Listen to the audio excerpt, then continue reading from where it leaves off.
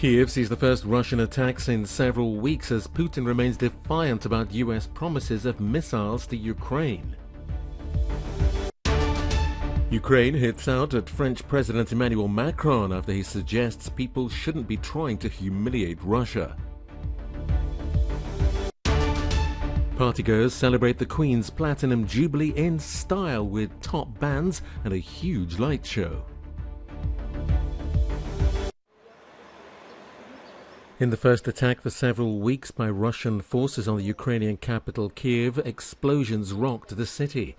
Russia insists it was targeting storage tanks which it claims were supplied by Europe. Ukraine says the rocket struck a site where trains are maintained and that no such tanks were there. Meanwhile, the Russian president says the new missiles being promised by the US won't change anything, but said Russia will strike new targets if those deliveries go ahead. Anyway, all this fuss with additional arms deliveries has only one objective: to drag on armed conflict as long as possible. But if the deliveries were to happen, we will draw corresponding conclusions and use our own means of destruction, which we have enough of, to strike those targets that were not yet hit by us before. Kyiv has escaped serious attacks recently as Russian forces concentrate on the eastern Donbass region. Russia claims its attacks destroyed T-72 tanks that have been given to Ukraine by European countries. Battles are raging in neighboring Lysychansk and Severodonetsk that Russian forces say they control almost completely. The Russian army says some Ukrainian military units have been withdrawing from Severodonetsk. Indeed, we have had a difficult situation. As I said earlier, the Russians controlled about 70% of the city, but during the last few days they were pushed back. The city now is divided approximately in half. They are afraid of walking freely in the city. Meanwhile, cities such as Irpin continue to recover after citizens began to return last month to what was left of their communities. The wealthy commuter district northwest of Kyiv was at the front line as Russian tanks pushed forward to the capital. It's now making a slow recovery. Ukraine's Foreign Minister Dmytro Kuleba has hit out at comments made by French President Emmanuel Macron. On Saturday, Macron insisted that Putin had committed a fundamental error, but that it was important not to humiliate Russia over its invasion of Ukraine. Kuleba took to Twitter to voice his concerns. He said such calls would only humiliate France and every other country that would call for it, and that the focus should be on how to put Russia in its place.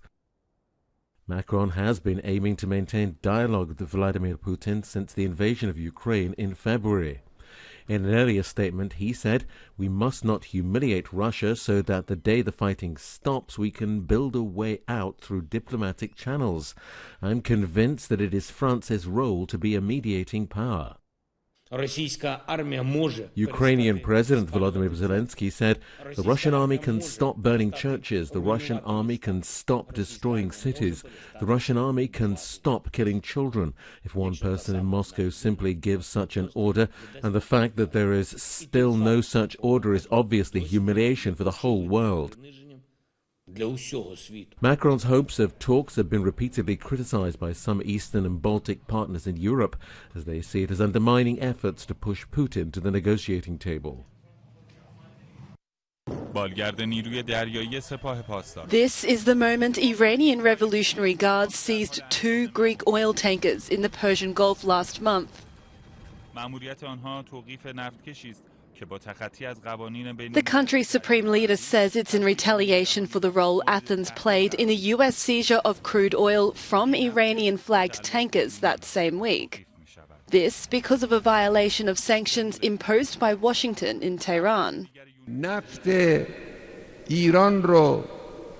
Iranian oil was stolen off the coast of Greece, and then the brave soldiers of the Islamic Republic made up for it by seizing the enemy oil ship.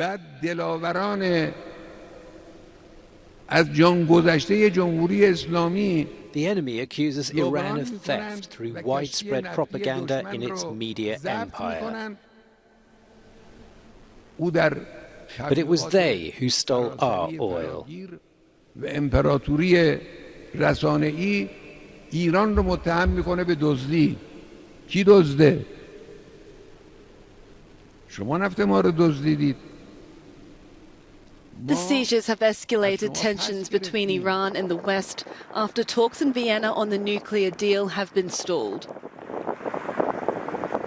Since the deal's collapse, Iran has a rapidly growing stockpile of enriched uranium. It insists its current nuclear program is for peaceful purposes.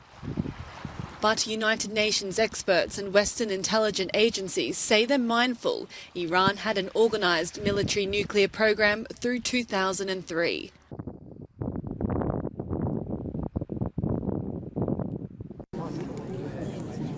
Five European Union nations who fear waves of refugees from impoverished African countries are calling for an end to the EU's voluntary solidarity on migrants. Interior ministers from the Mediterranean nations of Italy, Cyprus, Greece, Malta and Spain wrapped up 2 days of talks in Venice on Saturday. While fighting illegal migration and smuggling, we're fully in favour of more legal pathways for migration to Europe. We cannot let the smugglers decide who comes and lives in Europe. This is why my country is investing in bilateral cooperation schemes with origin countries, offering more opportunities for work permits in exchange for better cooperation in returns. The summit focused only on controlling potential refugees from Africa coming into southern Europe amid concerns of hardship following the blockade of Ukraine's grain exports. It did not address the millions of Ukrainian refugees arriving in northern EU nations. Crowds gather at the viewpoint of Omaha Beach in France. The vast stretches of wet sand extending toward distant cliffs show the immensity of the task faced by Allied soldiers on June 6, 1944. More than 150,000 troops landed on then Nazi-occupied Normandy shore. We can't forget. We can't forget what happened 78 years ago, and you know, we're seeing it happen in some ways again, and so people need to open their eyes, and I don't think what's happening in Ukraine is, I don't think people are confused by what's really happening there, especially when certain terms are being used that, you know, brings up and evokes the past in ways that are not appropriate.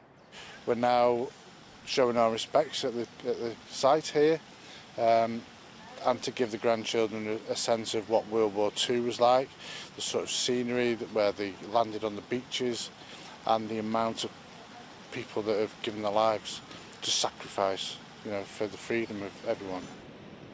Monday marks 78 years since the largest seaborne invasion in history. Each year, ceremonies are held across Normandy to pay tribute to the achievements and sacrifices of those who fought there.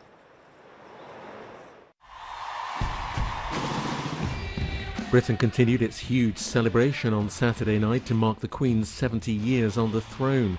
The band Queen with Adam Lambert kicked off the party at the Palace and were joined by an array of other stars, including Diana Ross and Andrea Bocelli.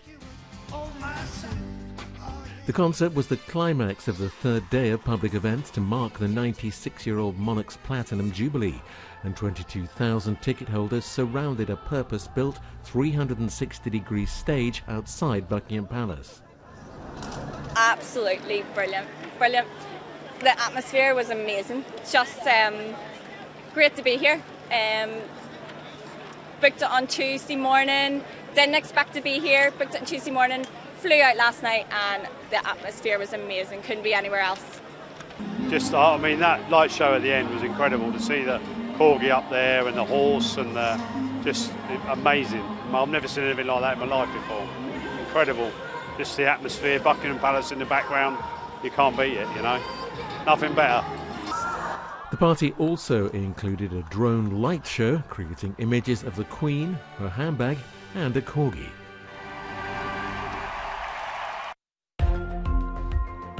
Estonia's Ott Tänak has won the Rally of Sardinia. His Hyundai took 9 out of 18 specials on the Italian island's dirt roads. He finished 1 minute and 3 seconds ahead of Irishman Craig Breen's Ford. Kalle Rovanperä came fifth, enabling the Finn to extend his lead at the top of the World Rally Championship table.